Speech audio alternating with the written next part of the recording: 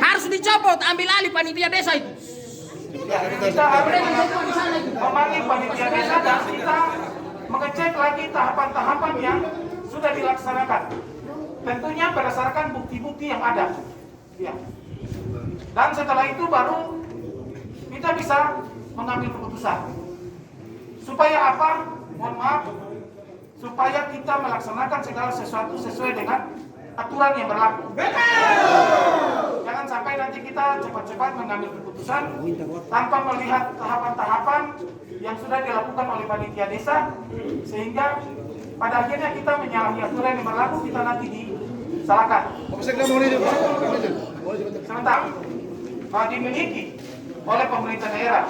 Di dalam hal ini ada panitia Pilkades tingkat kabupaten.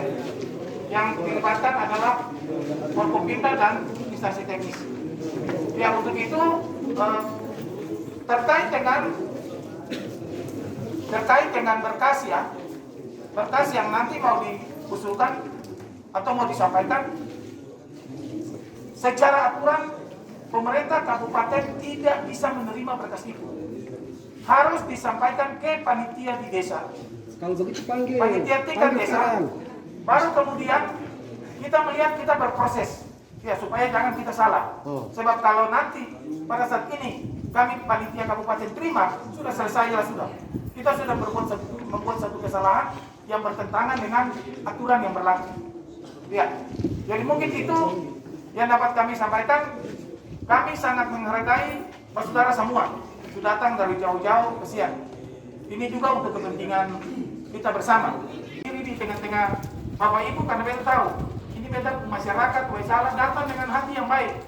Ya, kita punya motivasi semuanya baik untuk membangun. Ya, mungkin itu. Jadi beta jangan punya kecurigaan, jangan punya kerugian sedikit. Berdiri di tengah-tengah Bapak Ibu.